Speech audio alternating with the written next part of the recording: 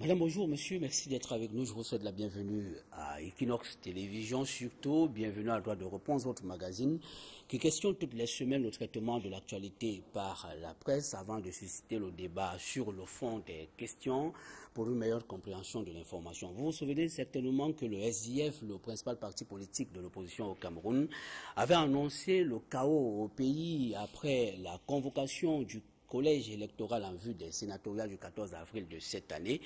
Ce parti, on se souvient encore, dénonçait, je cite, le banditisme politique, fin de citation de Paul Biya, qui avait décidé de faire passer les élections sénatoriales avant les municipales et les législatives. Seulement, cette position, largement reprise par des journaux en début de semaine, est désormais caduque. Et pourquoi? Le SDF a décidé de participer au sénatorial, dont la légitimité du collège électoral a été critiquée par ce parti politique de l'opposition. Qu'est-ce qui explique ce revirement de situation après la rencontre intervenue entre le chairman du SDF et le cabinet civil de la présidence de la République? Des journaux qui en ont fait large écho restent sceptiques et doutent de la sincérité des raisons émises par le parti pour justifier cette volte-face. Si la presse en général dénonce la surenchère politique, le quotidien Le Messager particulièrement croit savoir qu'il y a eu un deal entre le régime en place et le parti de la balance. Est-ce une suspicion? L'hypothèse a-t-elle droit de citer, surtout dans ce contexte où la légitimité et l'opportunité des sénatoriales 2013 restent critiquées? Faut-il considérer que la conférence de presse donnée par Issa Tiroma Bakari, le ministre camerounais de la communication à Yaoundé, est une réponse aux réserves émises par l'opposition camerounaise et même la société civile? La légalité et la légitimité de ces consultations électorales sont-elles défendables comme cette cause sur la parité au Cameroun? En fait, de parité, est-ce un mythe ou alors une réalité? L'approche JAR a-t-elle retenti dans la presse cette semaine? À la faveur de la célébration de la Journée internationale de la femme, a-t-on été trop à l'écart? La carence est-elle justifiable? Madame, monsieur, voilà autant de préoccupations que nous nous proposons de partager avec vous cette semaine, mais surtout avec nos invités, un panel assez composite. Nous aurons donc cette semaine des acteurs de la scène politique camerounaise, des acteurs de la société civile également et même des journalistes. Marlise Doualabel, bonjour. Bonjour. Merci d'avoir accepté ce plateau. Vous êtes militante du Rassemblement démocratique du peuple camerounais et vous êtes aussi la présidente de l'association Regard de femmes qui milite pour la cause féminine. Merci une fois de plus. Est-ce que déjà vous êtes satisfaite? Je suppose que vous avez parcouru abondamment la presse cette semaine de la manière selon laquelle la cause de la femme a été traitée dans les journaux. Pas tout à fait.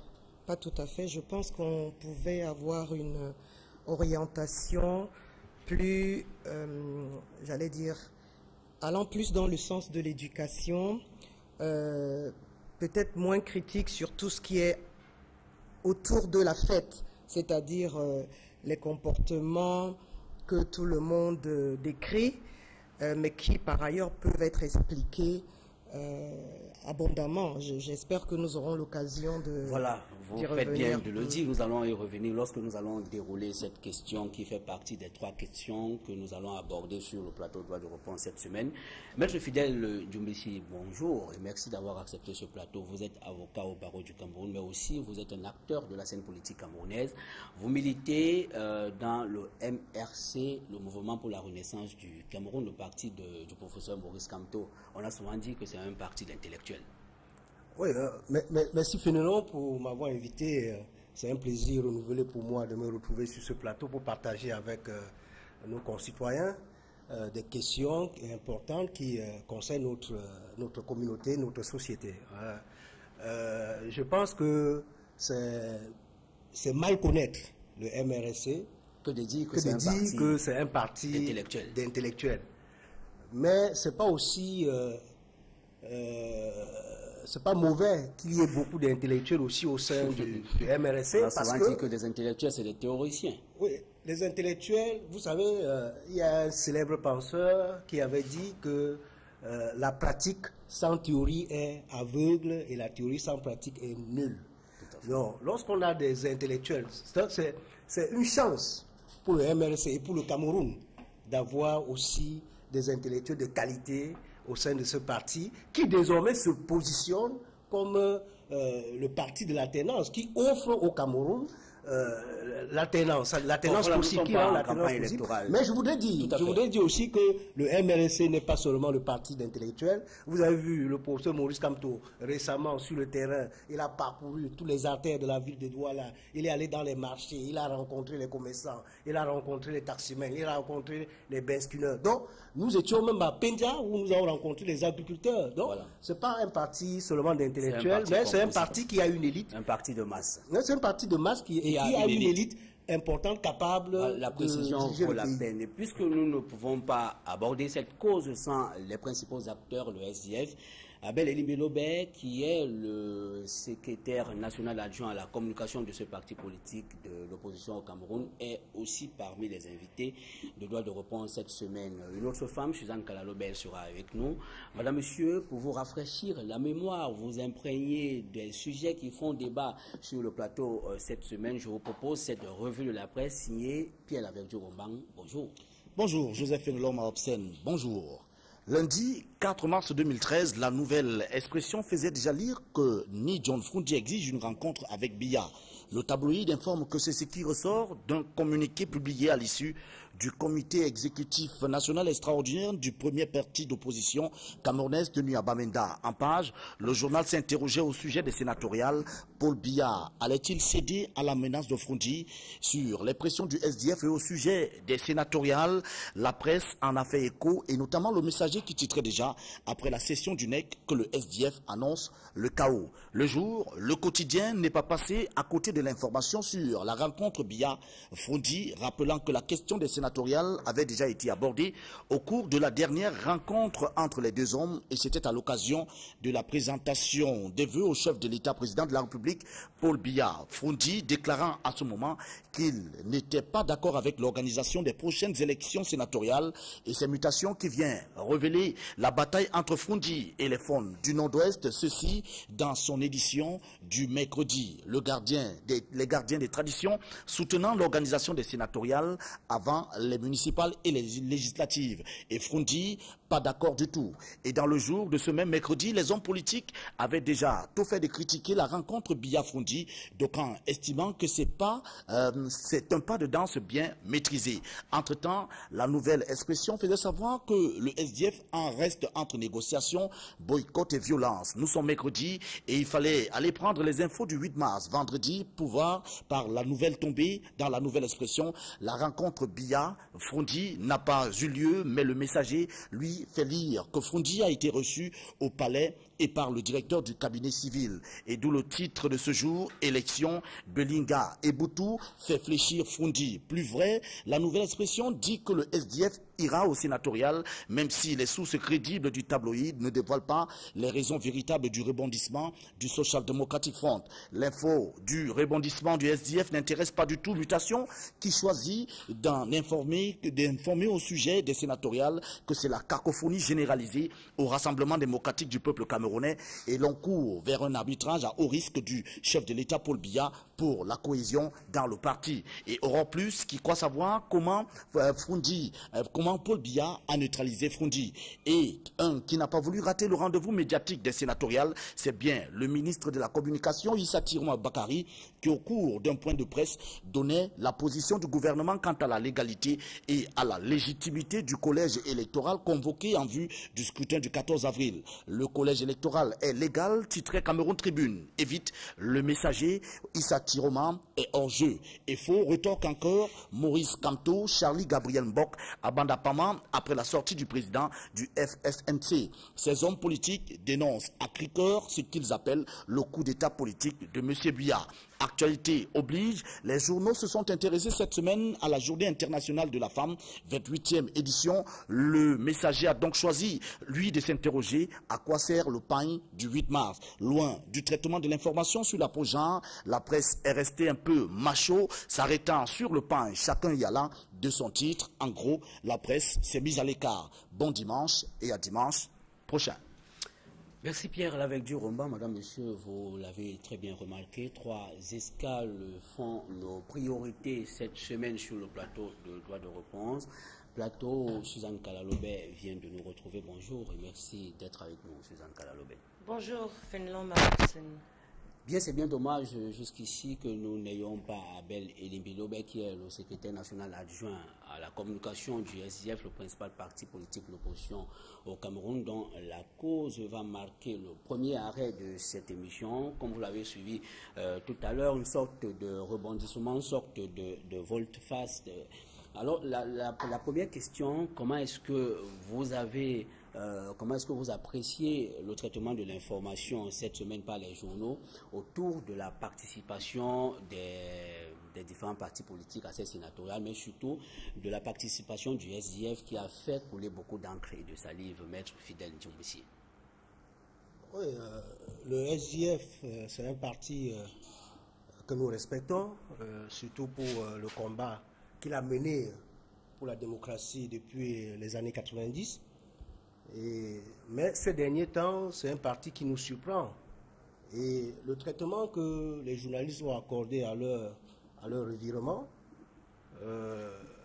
mérite beaucoup d'attention. Et je pense que même si quelquefois les journalistes ont été un peu très durs envers le SDF, c'est avec raison, parce que la presse veut mettre les populations en garde, tirer un peu la sonnette d'alarme et indiquer aux populations, à nos concitoyens, la voie qu'il faut suivre, et que la presse est la sentinelle, et chaque fois quand il y a débordement, la presse doit faire le rappel à l'ordre et indiquer à ses lecteurs la voie à suivre, la bonne voie. Et je pense que le rebondissement, comme a intitulé le messager, c'est un thème qui convient, parce que le LCF nous a toujours habitués à ce genre de pratique, à ce genre d'attitude, et c'est la raison que le messager puisse, c'est la raison que le messager puisse les soupçonner. Il y a une suspicion à l'égard du SDF. Le SDF, qui au départ nous avait dit que s'il n'y a pas eu rencontre entre le chairman et le président de la République, il n'ira pas aux élections, et que nous attendions qu'il aille négocier pour obtenir quand même quelques concessions, et nous avons été surpris que le revirement soit opéré sans que rien ne lui soit accordé. Et là, je pense que le traitement que la presse a fait est correct. Marlise Doualabel, est-ce qu'il y a lieu de suspecter cette attitude du SDF? Non, moi Parce que le quotidien Le Messager a douté sérieusement de la sincérité des raisons qui sont émises pour justifier ce revirement de situation. C'est clair que à la lecture des journaux qui ont abordé ce sujet, on retient cette suspicion. Mais moi, je pense que ils font pas exprès. C'est une question de niveau politique. Ils ont toujours fait des erreurs de stratégie. Je ne crois pas, ça m'embêterait beaucoup de soupçonner le président Ni John Frundi de flirter avec le RDPC. Mais je pense qu'il est victime de l'insuffisance de sa compétence en matière politique. Bon, maintenant, il apprend. Hein. Je pense qu'au fil des années, il apprend, et que son successeur, certainement, ne fera plus les mêmes erreurs. Quand je dis qu'il y a eu erreur de stratégie, c'est comme en 2002, c'est comme en 2007. Il commence par annoncer une attitude très stricte et très peu engageante pour ses militants.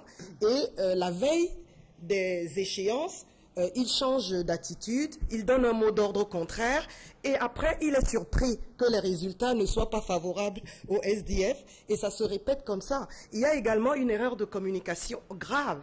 Un responsable de parti politique de cette importance ne peut pas se permettre d'inviter les Camerounais à la révolte pour un problème qui ne mérite pas cela, pour un problème qui, à la lecture de ce qu'il y a comme texte, à mon avis, ne comporte aucune agression qui fasse en sorte que M. Frundi et son vice-président aient le courage de prendre le micro pour inviter les Camerounais à prendre les armes. Nous supposons que Abel Elimbi Lobé, qui a consenti à être à ce plateau, sera en train de venir et qu'il aura une réponse à ces nombreux griefs. Mais je reste avec vous, Marlise Doualabel, parce que vous dites que c'est une erreur de stratégie, mais vous mentionnez par ailleurs que cela arrive de manière redondante. Au fil des années, cette attitude du SDF se répète. On annonce une position, on revient sur cette position. Est-ce qu'il serait délicat de continuer à penser que c'est justement une erreur de stratégie? Est-ce que ce n'est pas tout simplement une stratégie de ce parti politique? Oh là, ça serait grave de penser cela, que ce parti ait berné les Camerounais depuis tant de temps, ça serait très grave. Bon, maintenant, je ne sais pas, peut-être que c'est vrai, peut-être que c'est pas vrai. Moi, je n'ose pas y penser, parce que ça serait très très grave de penser que pendant près de 20 ans, 25 ans, que le président Ni John Frondi et ses camarades ont berné les Camerounais. Suzanne Kalalobé. Non, moi je crois que le SDF, comme beaucoup de formations politiques, est victime de la légèreté avec laquelle la presse camerounaise traite l'information. Parce qu'en réalité, quand on regarde et quand on suit toute la presse, à aucun moment on a une déclaration officielle du SDF. À aucun moment.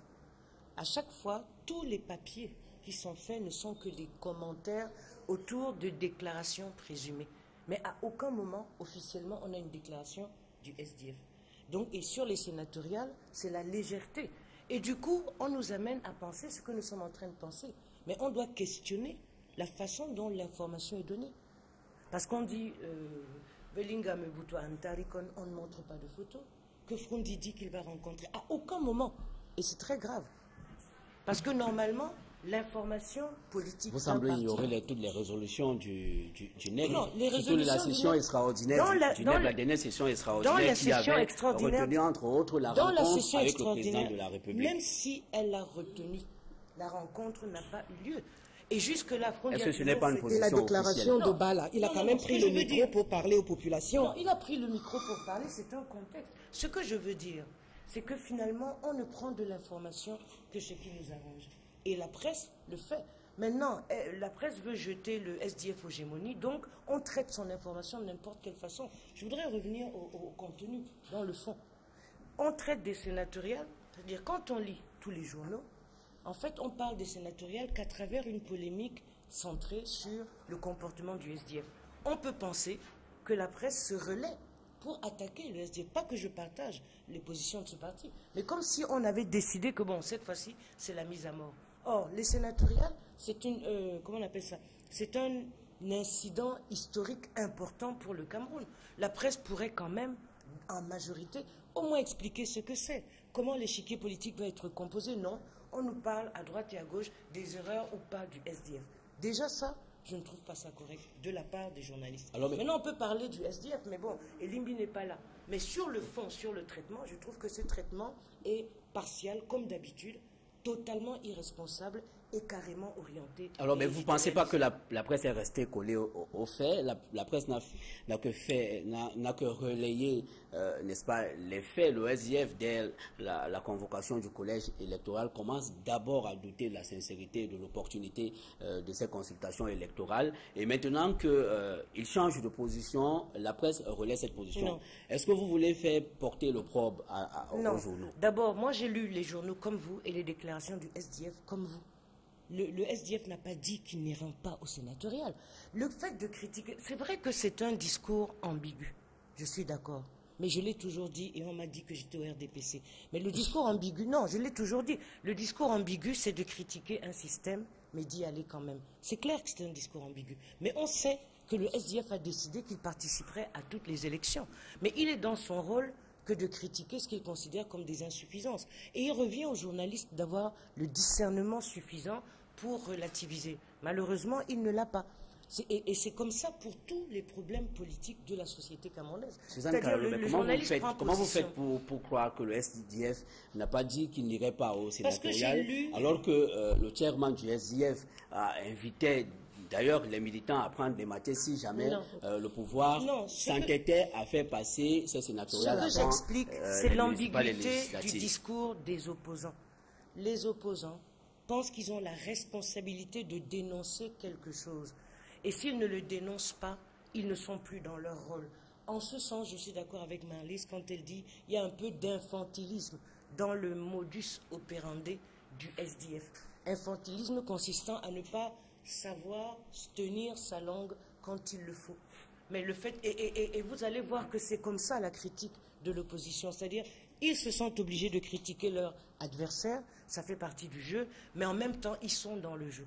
Et bon, moi je ne veux pas entrer dans la tourmente du SDF, je veux rester dans le rôle de la presse qui n'est pas obligée de s'aligner à ce tourbillon et qui a comme responsabilité d'éclairer les enjeux de quelque chose, d'une information. Les enjeux de l'information, c'est les sénatoriales ont lieu, quels en sont les enjeux et qu'est-ce que c'est? Je suis sûr que les 2/3 des personnes ne savent même pas ce que c'est que de voter un suffrage indirect. Alors on peut perdre plus de temps à expliquer plutôt que les péripéties du SDF. C'est pareil pour les péripéties du RDPC. Est-ce que les sénatoriales sont le jeu? C'est de savoir que Marlise Douala-Bel ou bien Samuel Kondo se sont crêpés le chignon quelque part. Il y a une façon de traiter l'information politique qui est totalement anecdotique. Non. Je ne sais même pas si Samuel Kondo est candidat. Mais on m'a cité son nom tout à l'heure. Maître Fidèle. Non, je ne partage pas la position de Mme Suzanne Kalalobé. Parce que, voyez-vous, elle relève bien l'infantilisme du SDF que Mme Marlise a relevé tout à l'heure. Et soutient et continue à dire que la presse a été légère. Moi, j'ai noté que la presse n'a fait que rapporter les déclarations du SDF. Et nous ne pouvons pas avoir meilleure position que celle-là. La source d'information, est-ce que c'est seulement l'écrit? C'est les interviews, c'est les enquêtes, c'est les déclarations, non? La presse a pris les déclarations du chairman, même après la rencontre avec le Premier ministre. La presse a recueilli ces déclarations.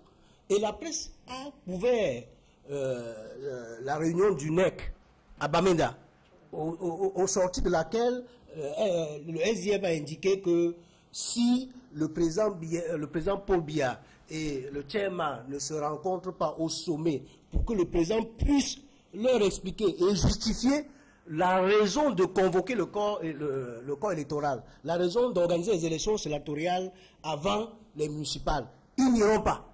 Le SDF n'ira pas. C'est ce que le chairman a dit. Donc, les déclarations sont là. Tous les journaux ont rapporté les mêmes déclarations. Les déclarations étaient concordantes dans tous les journaux. Preuve qu'il n'y a pas de mauvaise foi. Les déclarations étaient là. Et tous les journaux les ont rapportées.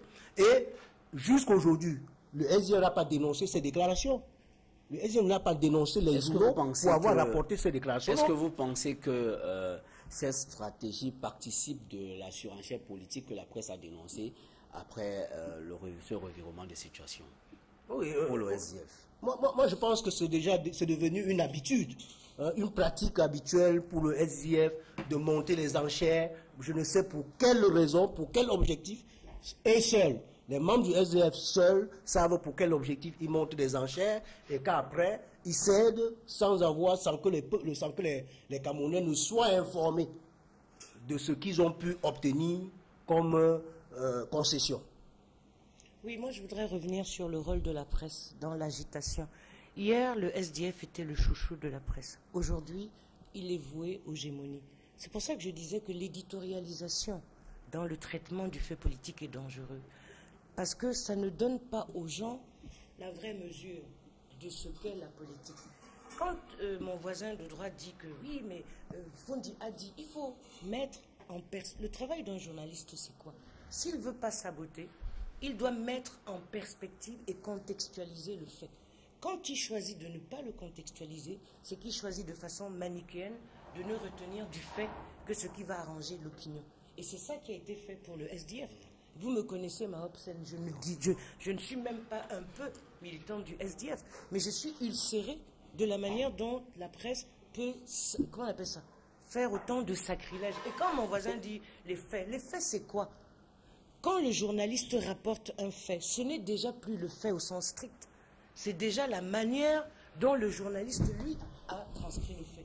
Et dans la présentation de la posture du SDF, c'est la façon dont le journaliste ou la presse perçoit maintenant ce SDF qui est prioritaire. Et ce n'est plus le fait. Quand on lit attentivement, on voit Qu'est-ce qui est hiérarchisé? Qu'est-ce qui est mis en avant? Et on voit bien que ce que les journalistes veulent montrer, c'est la danse, le tcha-tcha-tcha.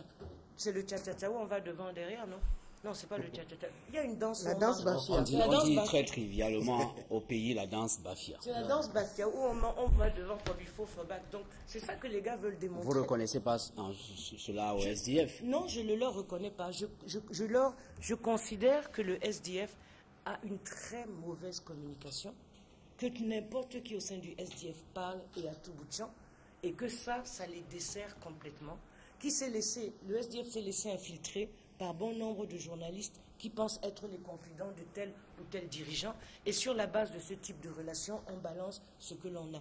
Et Limbi Lobé est arrivé, il est chargé de la communication. Je pense que le SDF doit changer complètement sa politique de communication. Il est victime de trop de familiarité de ses membres avec la presse et notamment privée. Vous faites bien d'annoncer sur le plateau d'Abel Limbi Lobé, qui est le secrétaire national adjoint à la communication, qui arrive sur le plateau avec beaucoup de minutes de retard. On se demandait si le SDF n'avait plus des arguments pour expliquer les nombreux griefs qui sont relevés par la presse cette semaine après ce revirement de situation qui, comme des journaux l'ont considéré, traduisent de la surenchère politique.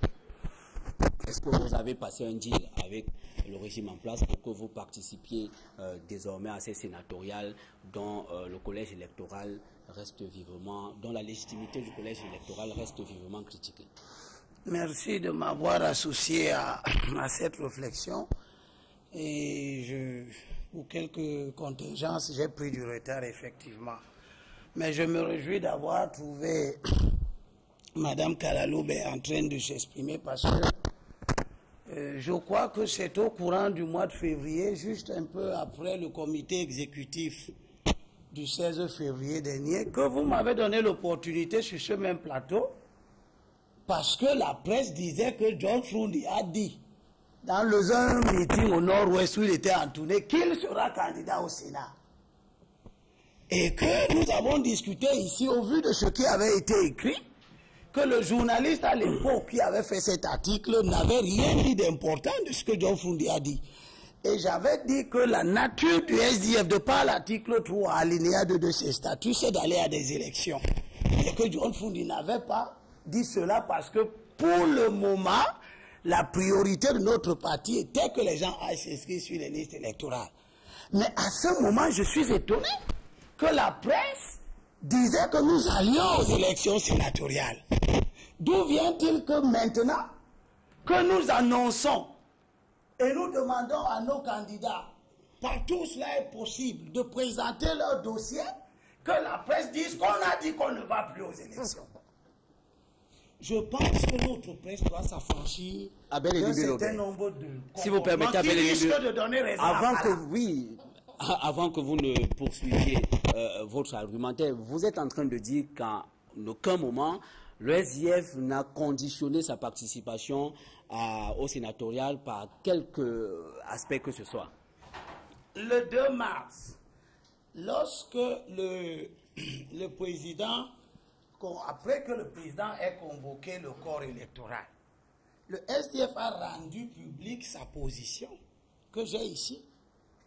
Il serait loisir pour l'intérêt supérieur de la presse et pour nos auditeurs qu'ils sachent que nous avons dit à ce moment, le 2 mars, que suivant la convocation du corps électoral pour les élections sénatoriales par M. le Président Biya, pour le 14 avril, le Fonds social-démocrate s'est réuni à Bamenda le 2 mars pour examiner et apprécier cet événement. Nous notons avec consternation que M. le Président de la République continue dans sa logique pour gagner tous les 100 sièges de la Chambre haute du Parlement.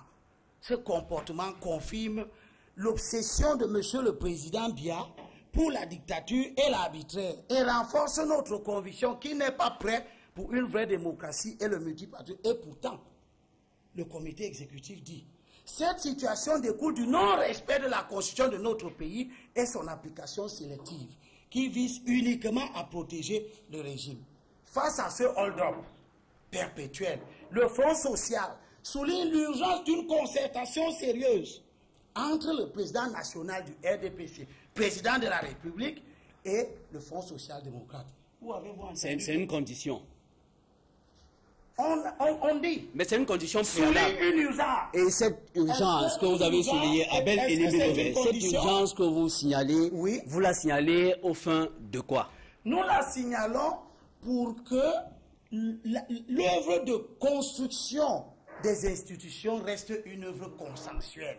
Le président avait le choix entre mettre en place un Sénat avec des conseillers municipaux périmés, ce contre quoi l'honorable Jean-Jacques Ekindi et John Fundi ont attiré son attention lors de la cérémonie de présentation de vœux. Ça a été largement débattu ici. Et mettre en place le Sénat, le tout premier, avec la Chambre, avec des conseillers municipaux nouvellement élus, ayant la légitimité nécessaire pour le faire. Nous prenons acte. Mais où sont les conditions pour participer aux élections dont la presse qui ne fait pas l'effort? Le chairman John Fundi n'a-t-il pas fait des déclarations ouvertes qui ont été diffusées dans des chaînes de télévision en invitant les militants à prendre des maquettes si jamais le régime s'entêtait à faire passer les sénatoriales avant les municipales et les législatives? Notre parti est constant. Nous avons gagné toutes les avancées politiques qui, un temps soit peu, ont rendu raisonnable notre système institutionnel pour peu qu'il ait de haute lutte. Ça n'étonne personne que nous nous mettions en colère lorsque nous constatons que pour mettre le tout premier Sénat du pays en place, on veut exclure tout le peuple camerounais de la désignation des sénateurs. N'oubliez pas que vous avez permis à l'opposition camerounaise de s'exprimer longuement sur ces questions et nous avons dit que la position du SDF était que autant les députés représentants de la nation sont élus au suffrage universel direct, il était bon pour la démocratie du pays que les sénateurs le fussent aussi.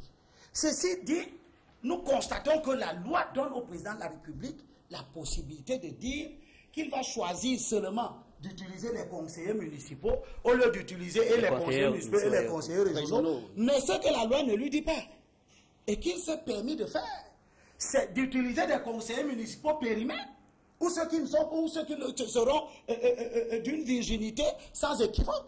Il a choisi d'utiliser les conseillers municipaux périmés, dont je suis l'un d'entre eux, et je dis, voilà ce qui amène le SDF à lever le ton sur quelque chose dont il parle depuis janvier et pour laquelle il n'avait pas levé le ton. En tout cas, on va revenir à vous le temps de faire réagir les autres panélistes à votre ligne de défense. Marlise Doualabel, est-ce que vous comprenez la stratégie de défense du SDF? Non. Bon, mais c'est le parti de la balance. Donc il balance. Il balance. Mais moi, je pense que le point de vue de la presse, Madame Kalaloube est là, c'est une experte du domaine. Elle a un regard qui est peut-être différent du mien. Je ne suis qu'une militante de parti, donc partisane. Et je pense que l'acidité des analyses de la presse est proportionnelle à la brutalité avec laquelle le SDF a déclaré qu'il n'y aura pas des élections tant que le président de la République ne revenait pas à un collège électoral qui leur convient. Mais je pense que le revirement à 360 degrés, lui aussi, voire plus, a surpris tout le monde. Maintenant, ils disent que c'est pour des raisons d'État, pour sauver le Cameroun, mais s'ils ne veulent que sauver le Cameroun, qu'ils n'aillent pas aux élections. Tout à fait. Ils restent observateurs. Ils n'empêchent pas la tenue des élections, mais ils ne se font pas élire par un collège électoral qui est déjà... légitime. Non, il a utilisé une... Périmé. Parce que alors, s'ils acceptent d'être élus par un collège électoral périmé, eux, je ne sais pas ce qu'ils vont être. Alors moi, je pense qu'il faut un peu de sérieux. La loi donnait la possibilité au président de la République de faire comme il a fait. Peut-être que, disons, sa stratégie politique était une stratégie bien construite, que les autres n'ont même pas, comprise à temps. Quand ils ont compris, il était trop tard. Parce que de toute façon, qu'est-ce qui aurait pu se passer? Ce qui aurait pu se passer, c'est qu'ils n'acceptent même plus que l'Assemblée nationale légifère.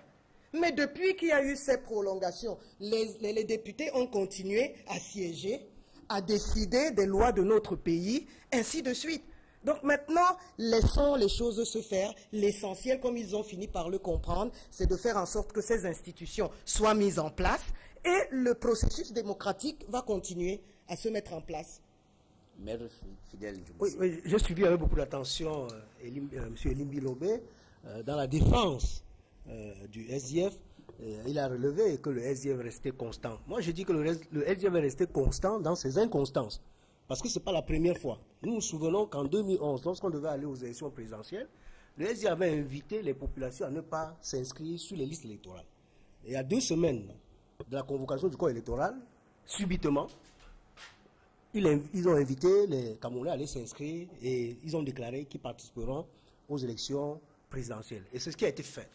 Aujourd'hui, lorsque le corps électoral pour les sénatoriales a été convoqué, les déclarations du SDF ont été données et par la personne la plus autorisée, c'est-à-dire le chef, M. Ni John Froundi. Et ces déclarations ont été relayées par d'autres cadres du parti.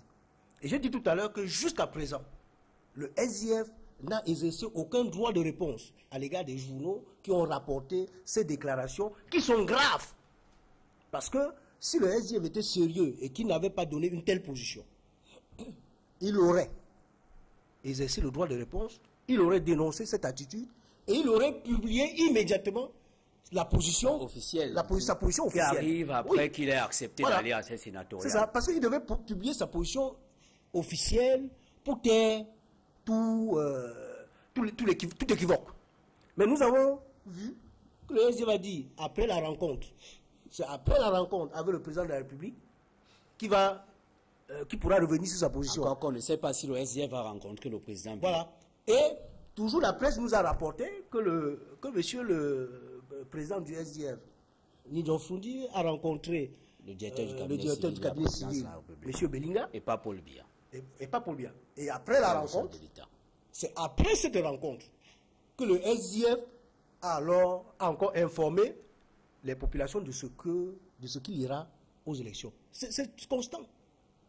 C'est constant. Et s'agissant de la légitimité des conseillers, je pense que nous avons le thème à débattre. Tout à l'heure, nous allons démontrer comment ces conseillers sont illégitimes et que le Sénat qui en sortira sera illégitime. Suzanne Kalalobé.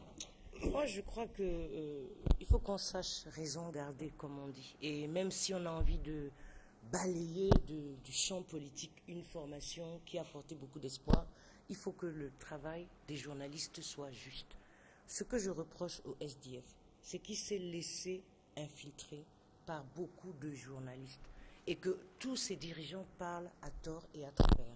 Et donc, du coup, chacun prend ce qu'il entend de tel ou tel dirigeant du SDF et le traite. Quand on lit la presse, sincèrement, je ne suis pas dans ce parti, mais je suis militant. J'étais militant longtemps de l'UPC. Je sais comment les partis fonctionnent. On voit bien que les informations que les journalistes ont, c'est des choses qu'ils ont collectées comme ça dans des conversations transversales. Et ils les balancent à l'opinion comme étant la position ou les positions du SDF. Moi, je ne suis pas d'accord avec vous que ces sais. conversations ont été collectées de manière transversale. Parce que lorsqu'on entend un micro au chairman du SDF et qu'il fait une déclaration qui est relayée par la presse, je ne comprends pas comment est-ce que vous pouvez la qualifier d'information collectée de manière transversale. Ce que je dis, c'est qu'il ne suffit pas de tendre le micro et de balancer comme ça. Il faut remettre en perspective. Je suis militante, je dis toujours je suis militante, dans un parti politique. Les déclarations officielles ne sont pas des déclarations transversales, ramassées comme ça dans une interview. C'est des déclarations officielles. Et il revient à la presse et aux journalistes de ne pas se contenter de l'instantané. C'est quand même beaucoup trop grave. Quand, par exemple, on fait dire à Froundi qu'il a dit aux gens de prendre les machines. Moi, c'est pas ce que j'ai lu. J'ai lu que si Paul Biya veut... Attends, moi je ne l'ai pas écouté. Ce que j'ai lu, c'est que si Paul Biya veut gâter, on va l'aider à gâter le pays. Voilà ce que j'ai entendu. Ce que je considère... Pour vous, le thème Machette n'est pas revenu. Je ne l'ai pas vu. En anglais, il a dit. Peut-être qu'il faudrait remettre... Il faudrait repasser. Non, je ne l'ai pas vu. Mais à la limite, pour moi, ce n'est pas le fond du problème. Le fond du problème, c'est la légèreté avec laquelle la presse traite du fait politique. Et la jubilation qu'elle a à enfoncer une formation. Aujourd'hui, c'est le SDF, demain, ça sera le RDPC. Et c'est ça que je condamne. C'est-à-dire manipuler l'opinion au gré du désir ou des déshydratats de la presse. On doit faire de l'information politique. Et faire de l'information politique, c'est rappeler l'enjeu des sénatoriales, rappeler la place de chacun dans les cités et arrêter de radoter et de traiter la rumeur politique comme étant le fait lui-même. C'est ça que moi je condamne dans ce... Encore une fois, je ne défends pas le SDF, mais je défends la probité. Non, je défends la probité du traitement. Mais c'est pas mauvais que vous défendiez le SDF. Non, justement, c'est ça la confusion. Dès l'instant où on n'est pas d'accord et qu'on ne hurle pas avec la meute, on demande de telle ou telle formation. Je ne suis pas d'accord avec cette façon de traiter l'information. Ça n'a rien à voir avec mes sympathies ou non avec le SDF. Je refuse que le fait politique soit traité de façon automatiquement partisane. Parce que ça crée les distorsions que l'on connaît. C'est vrai quand il s'agit du RDPC, c'est vrai aujourd'hui pour le SDF, c'est vrai pour l'UPC. Chaque fois, les journalistes ne se donnent pas la peine de donner une vision polysémique à l'opinion sur le fait politique. Elle est toujours partisane et manichéenne. Voilà, Abel Elimbe-Lobé, si vous permettez, avant que vous ne disiez ce que vous avez envie de dire, moi je voudrais poser une question assez précise pour que la presse à qui on pointe un doigt accusateur ne soit pas reprochée dans les jours à venir. Est-ce que, puisque vous êtes le porte-voix du SDF sur ce plateau, est-ce que le chairman du SDF a rencontré, comme souhaitait le président de la République du Cameroun, Paul Biya? Ça n'a aucune espèce d'importance. Est-ce que vous pouvez tout au moins répondre à cette question, même si elle est formelle? Ça n'a aucune espèce d'importance.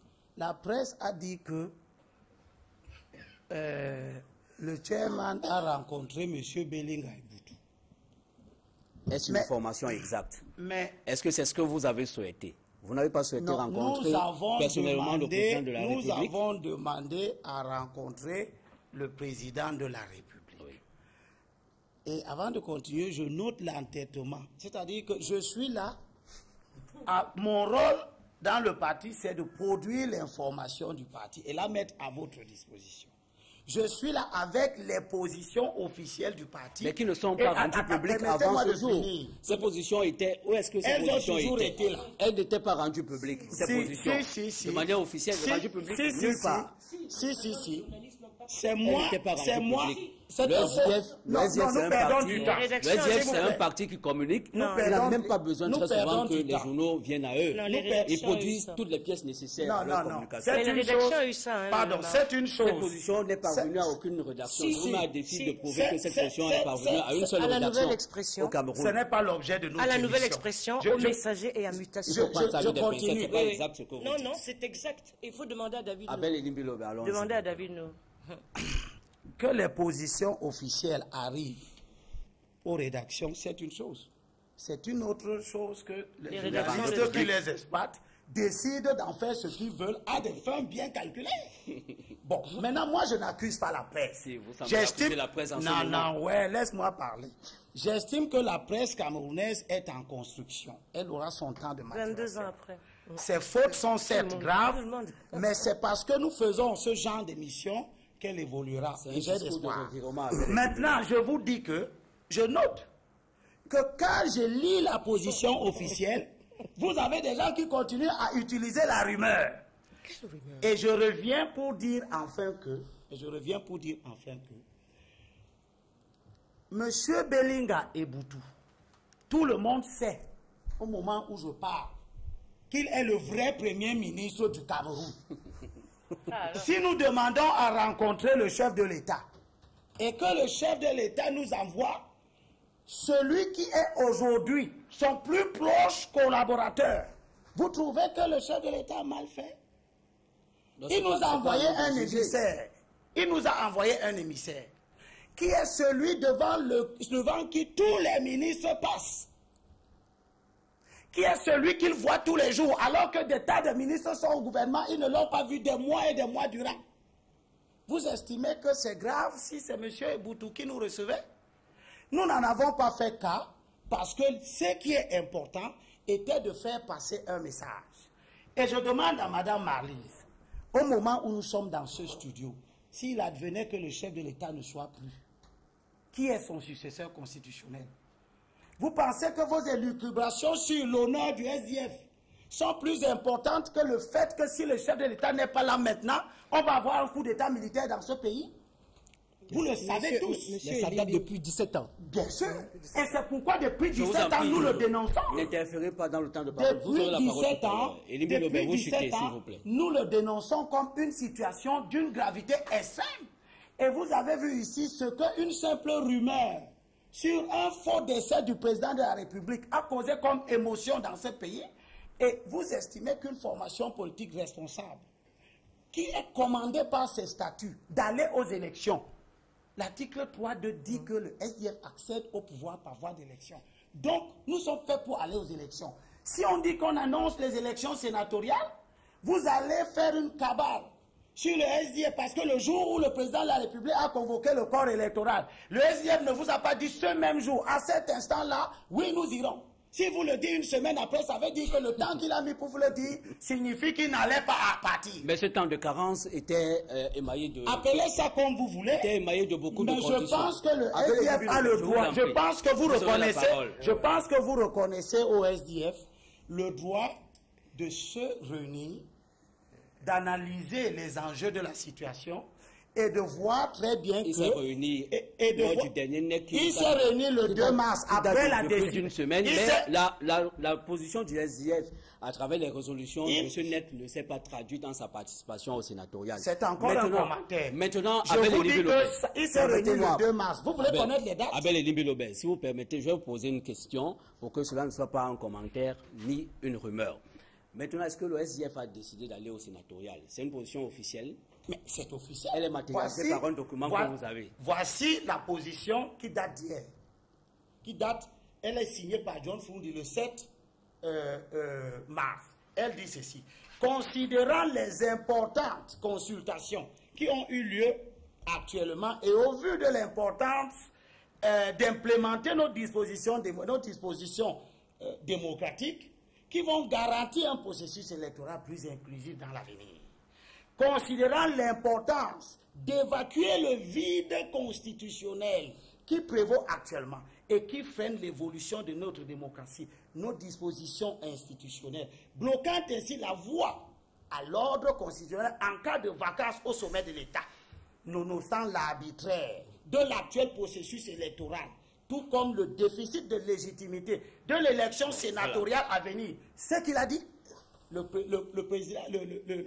SDF conclut en toute bonne foi pour permettre à notre pays d'avancer et dans l'intérêt supérieur du peuple camerounais. Le président national du Front social-démocrate informe tous les membres et sympathisants du SDF ainsi que l'opinion nationale et internationale que le parti prendra part à l'élection des sénateurs de la République. Et par conséquent, demande aux présidents régionaux de faire parvenir au plus tard le 12 mars les dossiers de candidature complets tels que requis par le code électoral. Voici les positions du SDF. Elles ne sont pas dans la rue. On suppose que vous restez dans les délais. Maître Fidèle. Oui, moi j'observe que M. Elimbi-Lobel, porte-parole du SDF, prend sur ce que les journalistes disent, ce qui les arrange. Alors que la presse est restée constante. La presse a annoncé les déclarations que le SDF a fait, et dans ces déclarations, il y avait cette rencontre prévue, et M. Lobel vient de nous confirmer que la rencontre a eu lieu. Et c'est toujours la presse... Le SDF vous a dit officiellement qu'il allait avoir une rencontre. Oui, la presse... un acte du SDF qui le dit. La presse l'a rapporté. Nous parlons de la presse. Je vous ai pris Abel Elimbi-Lobel. C'est la presse qui nous apporte l'information. C'est la presse qui nous apporte l'information. Vous confondez à des fins de diversion. Nous sommes ici pour apprécier le travail de la presse par rapport à votre position. Vous confondez Abel Elimbi-Lobel, vous n'avez pas la parole. Les actes de la presse et les actes du SDF. Vous considérez que quand c'est la presse dit maintenant que M.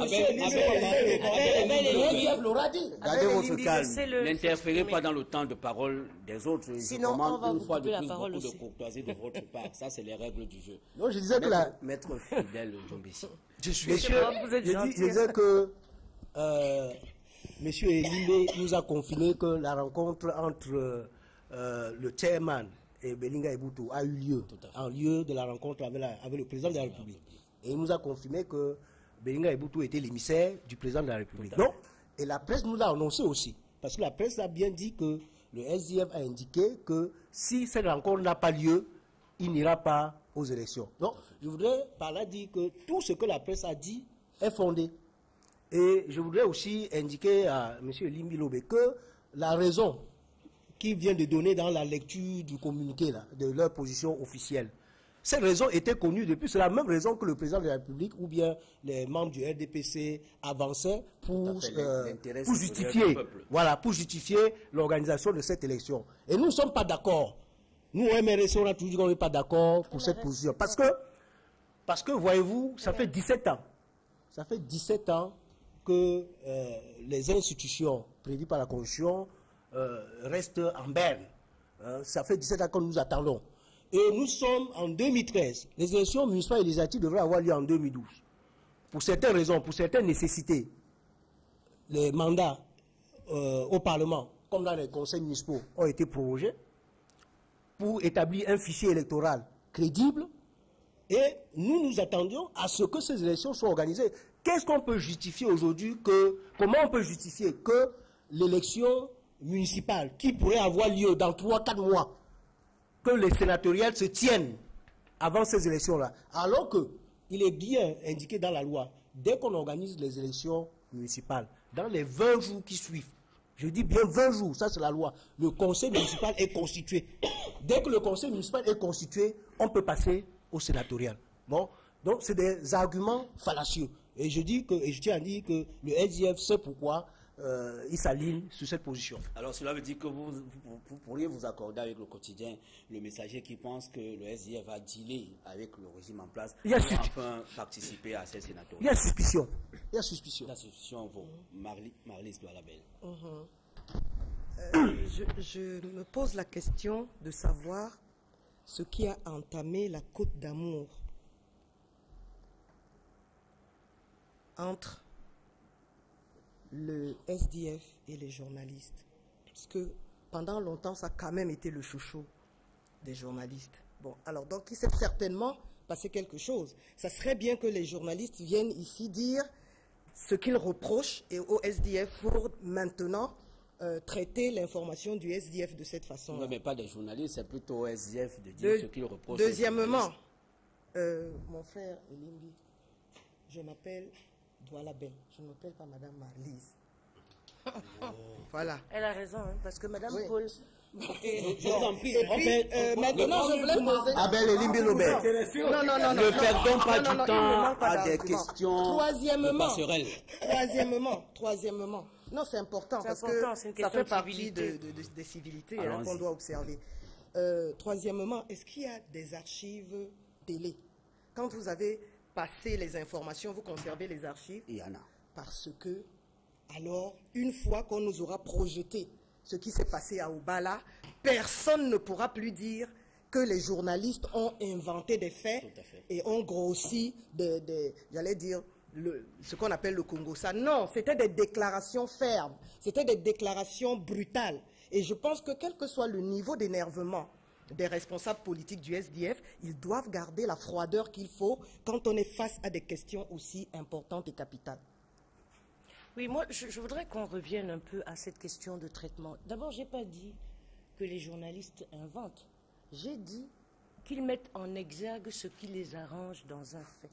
Et quand quelque chose ne les arrange plus, ils vont prendre les éléments les plus gros pour décrédibiliser une formation politique. Cette façon de traiter l'information politique, je ne la partage pas. Que ce soit contre le SDF, le RDPC ou n'importe quelle autre formation. En ce qui concerne le SDF lui-même, on pourra discuter de sa décote ou pas. Mais moi, ce que je reproche au SDF et à toutes les formations politiques, c'est leur légèreté et leur familiarité avec les journalistes. Parce que ça les dessert. N'importe quel dirigeant du SDF parle avec n'importe quel journaliste. À partir de ce moment-là, de nombreux journalistes pensent qu'ils ont infiltré et qu'ils tiennent la bonne information. Le A1. Or, dans un parti politique, l'information politique doit être contrôlée. Tout le monde ne dit pas n'importe quoi à tout moment. Et le SDF souffre aujourd'hui de ça. Il y a beaucoup de dirigeants du SDF qui peuvent se lever spontanément. Ils vont parler à Maroc, ils vont parler à Kalalebe. Si ce n'est pas Elimbi, c'est Wafo. Si ce n'est pas Wafo, c'est Tartampion. Tous parlent et ils parlent trop. Du coup, indépendamment du fait que le SDF, je le considère, et je l'ai toujours considéré, a une mauvaise stratégie, ils donnent l'impression de passer leur temps à danser. Pourquoi? Nombreux sont des dirigeants du SDF qui disent ouvertement qu'ils ne sont pas d'accord avec tel ou tel ou tel. Dans un parti, ça ne se fait pas. Nincho ne peut pas se lever et dire « je ne suis pas d'accord avec les décisions du NEC », par exemple. Dans un parti, ça ne se fait pas. Et ça se fait d'autant moins que notre presse est jeune et n'a pas la maturité qu'il faut pour discerner ce qu'il faut dire comme essentiel. Si vous me dites que Frundi a dit aux gens qu'il fallait prendre les machettes, je suis scandalisé qu'un dirigeant puisse... Mais c'est la preuve de la dégradation de la qualité d'homme public du SDF. Et ce n'est pas que lui qui fait des gaffes. Même Elimbi Lobé, il est secrétaire adjoint à la communication. Son comportement sur un plateau de télévision, ce n'est pas le comportement d'un dirigeant. Et la plupart des dirigeants du SDF, à mon avis, ont cette familiarité. Ils oublient qu'ils sont porte-parole de quelque chose et qu'ils doivent défendre des valeurs. C'est chacun pour soi. Moi, c'est ce que je reproche, Mahop. Oui, ce que je voudrais dire, c'est que quand j'entends, j'ai posé une question essentielle tout à l'heure. On est en train de passer du temps à parler des choses qui sont extrêmement secondaires pour le peuple camerounais. Si le président décède maintenant, qui est son successeur constitutionnel? Et cette question, vous la posez, mais avant la convocation du collège électoral pour les sénatoriales. Et vous savez qu'il y aurait une impasse. Vous n'êtes pas en train de me répondre. Vous faites un commentaire. Moi, je pose une question. Je ne sais pas quels sont les arguments que vous avancez pour qualifier mon discours de commentaire. Je voudrais dire à mon ami du MRC. MRC, c'est quel parti? Je crois que c'est Maurice Mouvement pour la renaissance du Cameroun. Voilà. Je crois qu'après avoir fait une bonne dizaine d'années, MRC. Voilà, après avoir fait une bonne dizaine d'années au gouvernement, pendant que le Sénat n'était pas mis en place, il aidait à ne pas le mettre en place. Il se rend compte maintenant qu'il n'est plus au gouvernement, que c'est quelque chose de grave et d'inacceptable. Mais il y a 17 ans que nous demandons, et pendant ces 17 ans, M. Kamto et ses militants étaient au gouvernement. Ils étaient en train d'empêcher la mise en place du Sénat. Nous avons déjà attiré l'attention. Et les préoccupations de notre parti sont loin d'être là pour plaire à la presse. Elles sont des préoccupations politiques. Notre problème, c'est que... Qui peuvent servir des intérêts égoïstes et égocentriques. Mais écoutez, une préoccupation politique, une fois qu'elle est récupérée par un tiers, il en fait ce qu'il veut. La preuve, la presse prend nos préoccupations politiques pour vendre ses papiers.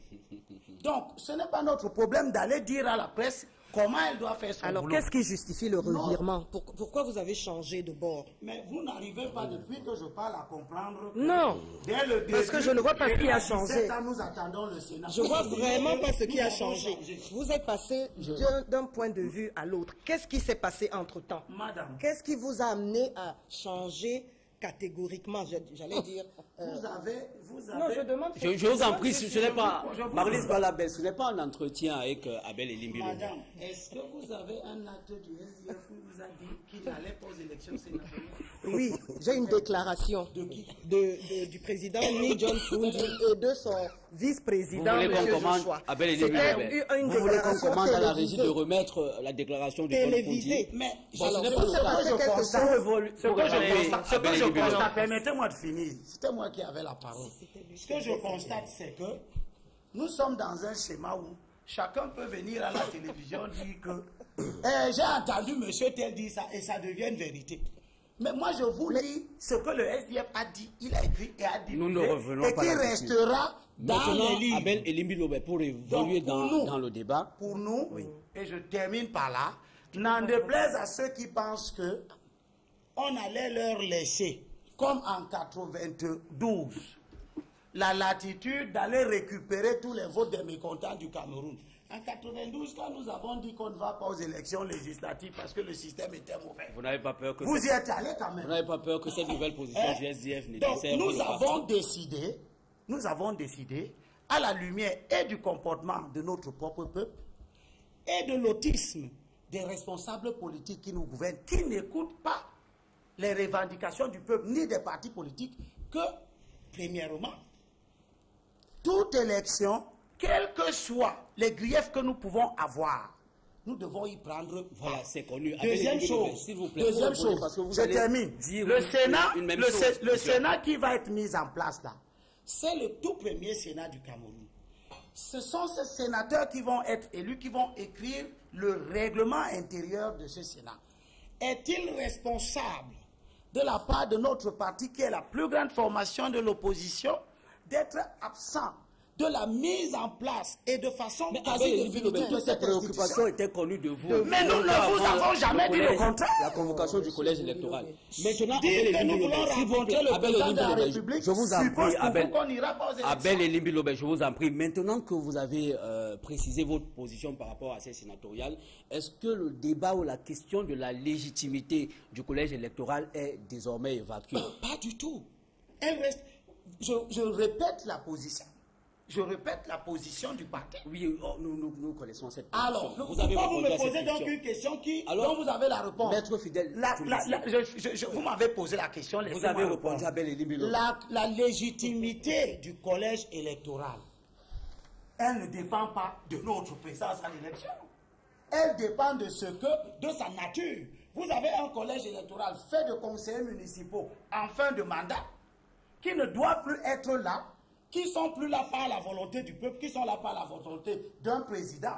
Et Mme Douala Bell l'a très bien démontré tout à l'heure, que le calendrier électoral est utilisé à des fins stratégiques par un individu. Le président de la République a dit que peut-être nous on l'a longtemps calculé et les autres n'ont pas vu venir. Puisque c'est vous qui fixez les dates des élections. Donc vous utilisez ça comme un argument de stratégie électorale. Voilà. D'où l'idée de choisir, de faire élire votre Abel Elimbi Lobé.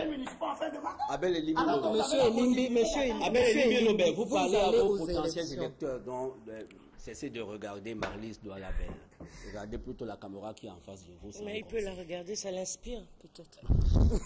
Maître Fidèle, vous pensez sur la question de la légitimité, la légalité, l'opportunité de ces sénatoriales, est-ce que vous pensez que le ministre camerounais en charge de la communication, Issa Tiroma Bakary, donnait une réponse aux nombreuses réserves émises et par l'opposition camerounaise, dont le SDF, et par la société civile sur la question? Oui, avant d'y répondre, je voudrais dire à M. Elimbi que le professeur Maurice Kamto était au gouvernement comme membre de la société civile.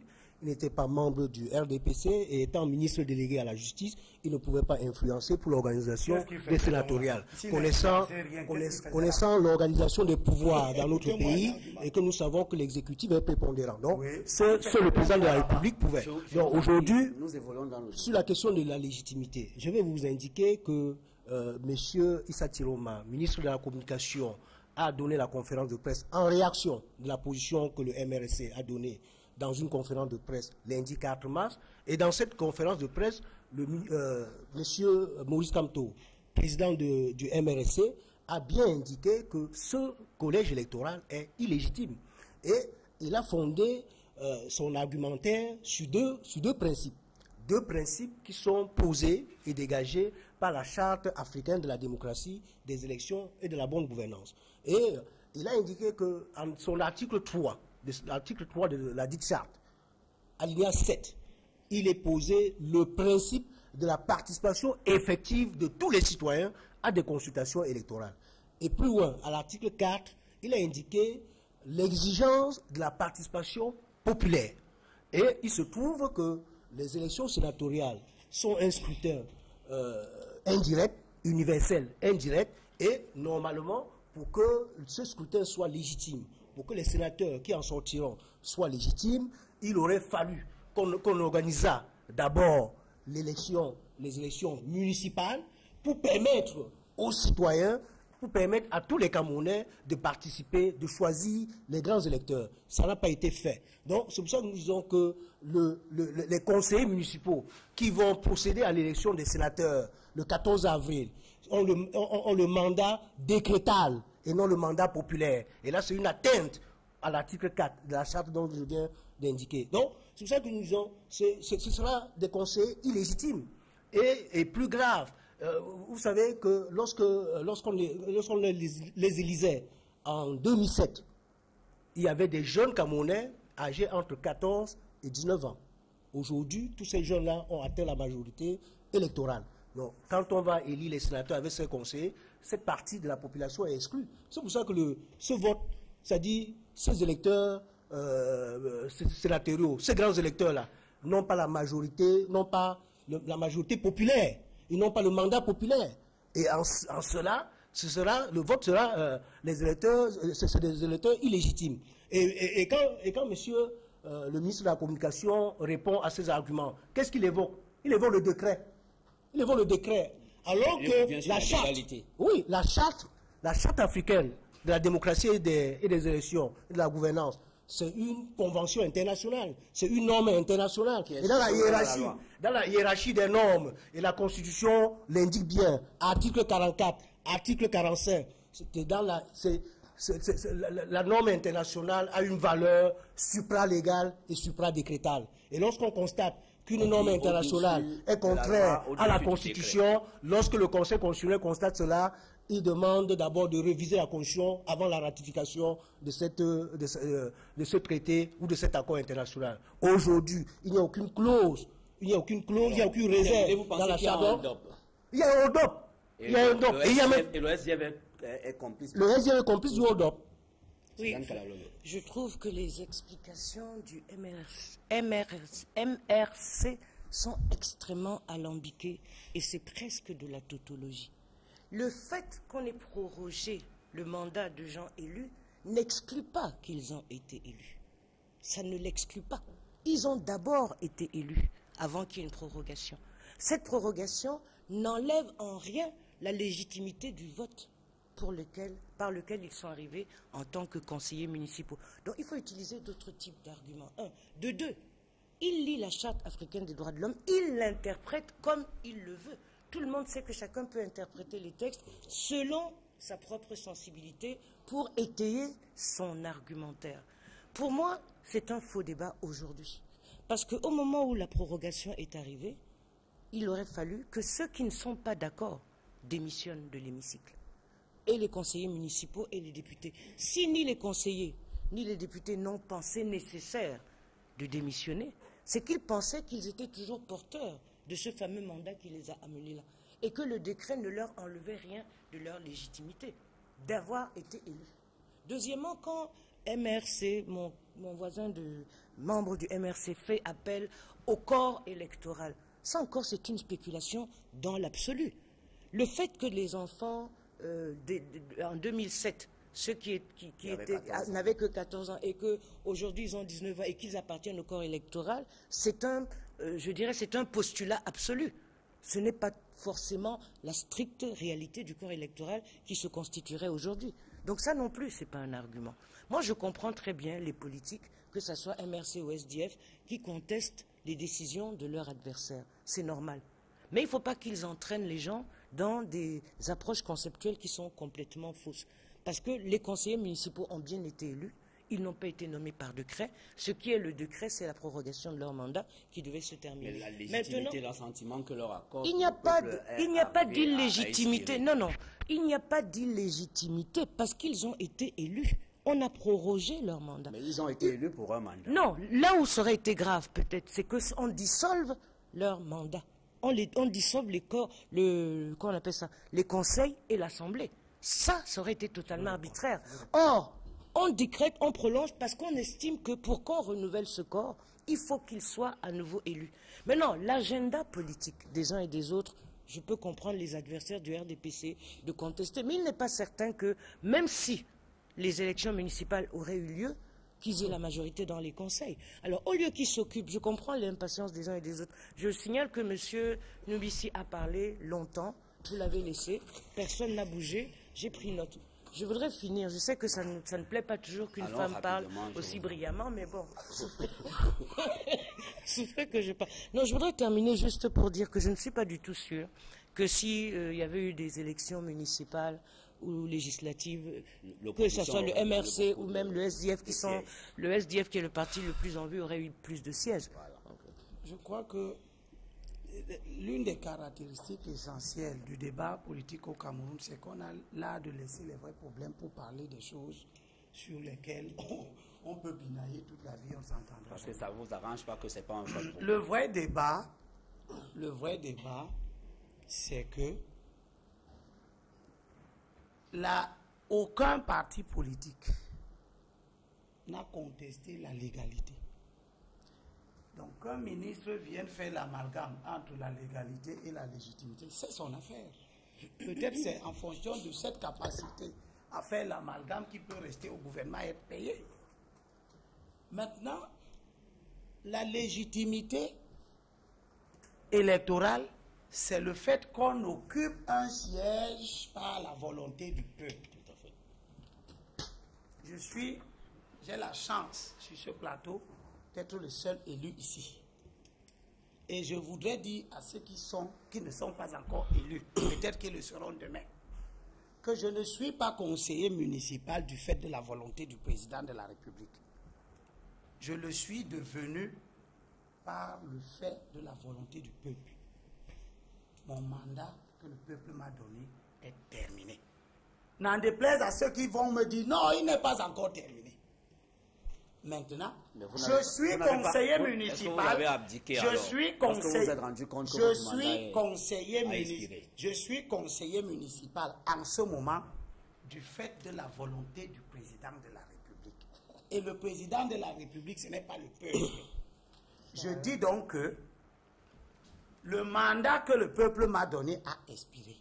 Je ne représente plus dans le conseil municipal le peuple camerounais. Donc vous avez démissionné? Je n'ai pas démissionné. Pourquoi il faut démissionner? Vous n'avez plus rien. Peut-être que vous pouvez avoir raison même, qu'il faut. Mais ça ne reste que votre souhait.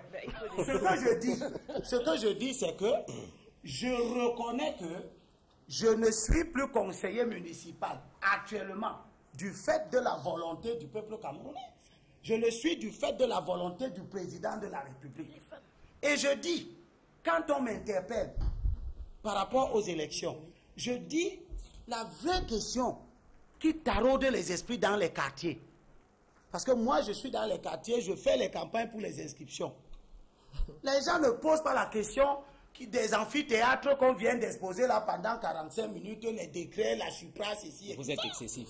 Ce que les gens posent comme question, c'est pourquoi le président de la République a-t-il... faute si vous n'avez pas un discours académique. Pourquoi le président de la République s'est-il mis volontairement dans une situation où il peut utiliser des conseillers municipaux qu'il a lui-même maintenus en fonction alors que leur mandat est terminé, et où il peut attendre 4 mois et avoir entre les mains des conseillers municipaux que le peuple camerounais a élus? Pourquoi choisit-il en ce moment particulièrement d'utiliser les mauvais conseillers municipaux? Pourquoi?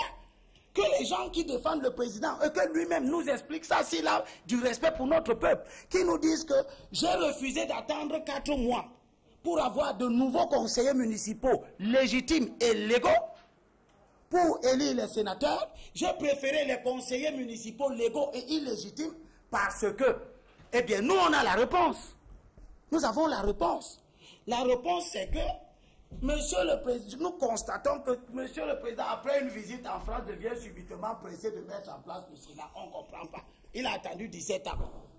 Deuxièmement, Monsieur le Président de la République sait très bien que, avec la refonte biométrique qui a eu lieu là, la probabilité pour son camp d'avoir 9000 conseillers municipaux sur 10 632 est faible.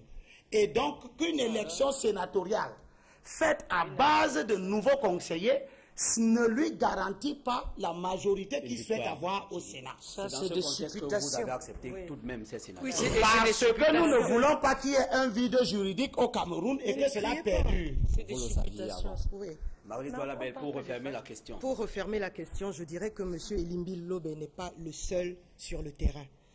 Et moi, le peuple que moi je rencontre se pose plutôt la question de savoir pourquoi est-ce que M. Elimbi Lobe et ses amis ont accepté d'acheter un billet de train, et quand ils trouvent que le train est déjà à Edea, ils sont ici à la gare de Bessengue, ils demandent pourquoi les horaires ne sont pas les bons horaires, etc. Ce débat est terminé.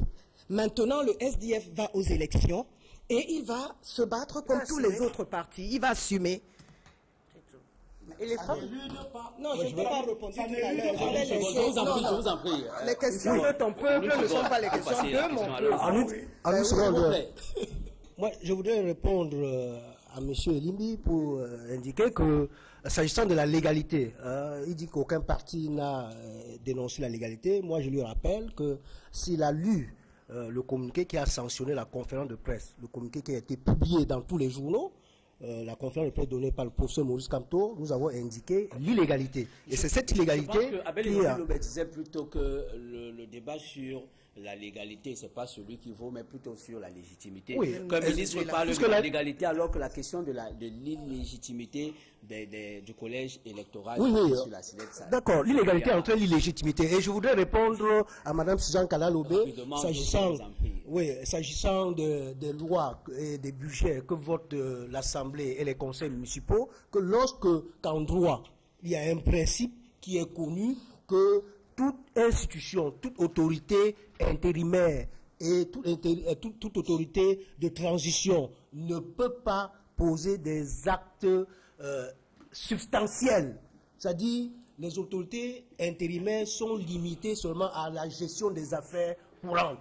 Et amener un conseil municipal, des conseils municipaux arrivés en fin de mandat, pour poser un acte aussi important que l'élection des sénateurs, c'est grave. C'est un fait grave, mais c'est dans ces conditions et dans ce contexte que le SIF va se présenter à ces consultations électorales. Suzanne Kalalobé, ce sera la dernière escale de cette émission. Aujourd'hui, à la faveur de la célébration de la Journée internationale de la femme, quelle est l'appréciation que vous faites du rendu de la presse autour de la question? Est-ce que vous avez le sentiment aujourd'hui, tout au long de la semaine qui s'est achevée, que la presse est apaisantie sur les vraies questions de femmes, notamment la question du genre, la question de la parité? Non, c'est très inégal. C'est très, très inégal. Et ça traduit... Bon, déjà, vous savez ce que je pense de la manière dont nous travaillons. Mais ça traduit surtout la façon dont l'opinion est façonnée autour des questions de femmes. Quand je vois le Messager qui met à la une du 8 mars, et si les femmes étaient responsables des violences subies? À la une.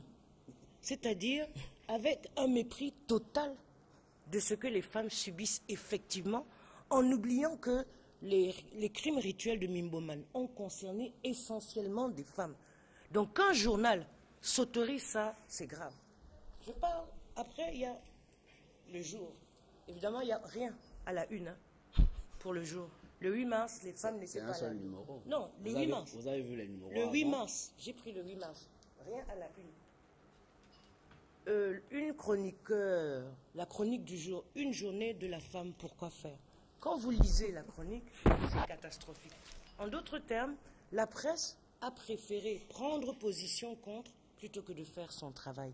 Et tout au long de la semaine, à part, et paradoxalement, à part Aurore Plus, qui fait un dossier sur les violences et qui fait un état de ces violences, Cameroun Tribune, c'est tout.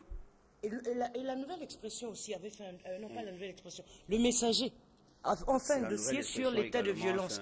Non, la Nouvelle Expression fait un travail en disant les 8 femmes, je sais pas quoi, on ne sait pas sur quelle base, ni les 8 femmes pionnières, ni sur quels critères. Comme si la presse n'était pas du tout inspirée par ce problème-là. Donc vraiment, moi je suis plus que scandalisé. Je sens que les rédactions ont été peut-être vidées pratiquement de toutes leurs femmes, parce que c'est inacceptable que le 8 mars, chaque année, que ça soit une chose qui revienne chaque année, qu'on ne fasse pas de dossiers avant pour raconter la vie des femmes, leur quotidien, pour rendre compte aussi de tout ce qu'elles font, même pendant cette semaine.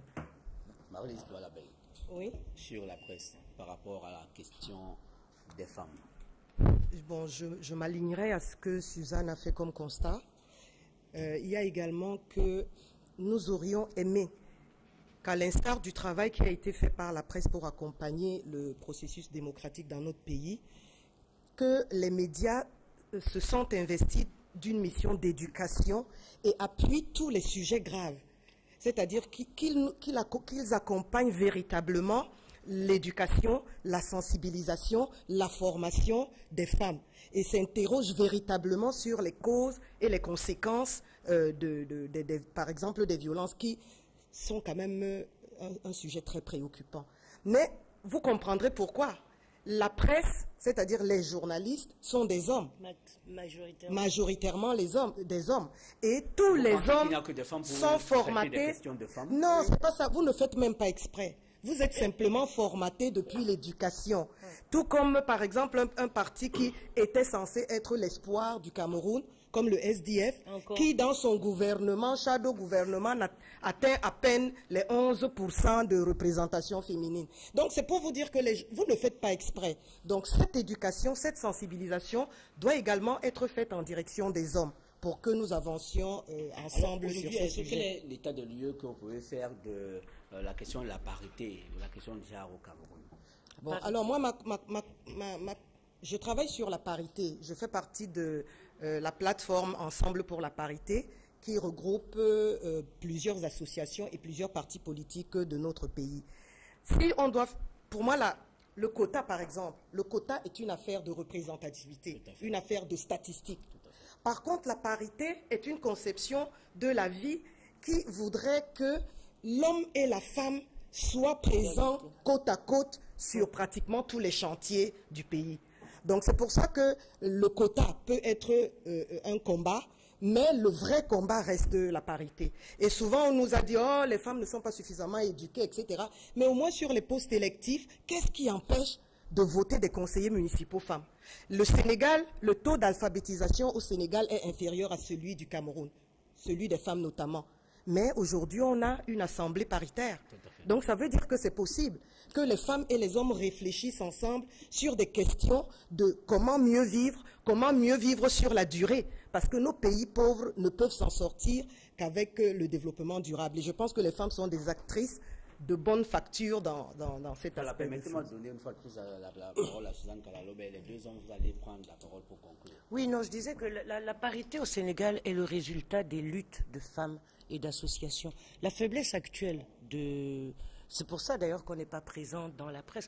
La faiblesse actuelle du mouvement féminin camerounais, c'est son éparpillement. Alors que, contrairement à nos sœurs sénégalaises, elles sont plus concentrées, plus organisées, plus hiérarchisées, et elles définissent mieux les priorités. Il y a eu deux pôles d'associations autour desquels on aurait pu organiser le mouvement féminin. C'est l'association de lutte contre les violences faites aux femmes, qui est le premier cercle d'organisation des femmes, et la CAFEJ, l'association des femmes juristes. Malheureusement, la recherche du leadership chez les femmes aussi les a amenées les unes comme les autres à créer chacune son organisation. Cette plateforme sur la parité, par exemple, c'est un non-sens.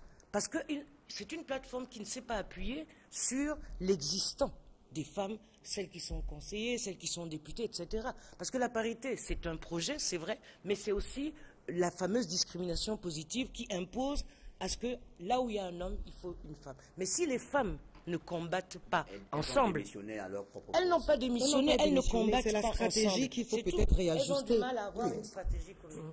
Oui, je dirais que sur la question de la parité, nous notons qu'aujourd'hui, l'implication des femmes et des hommes dans le processus de développement est importante et cette implication doit être équitable. Donc, il faut qu'on tienne en compte les femmes, qu'on les considère, qu'on leur accorde des postes, que ce soit les postes nominatifs, que ce soit les postes électifs, et que les femmes sont capables de beaucoup de choses. Et je regrette, comme Suzanne tout à l'heure, que la presse n'ait pas attiré beaucoup d'attention sur les talents que les femmes recèlent et qui peuvent être mis au service de notre développement. Bon, c'est une dynamique qui est déjà mise en route et nous pensons que les femmes doivent continuer à travailler.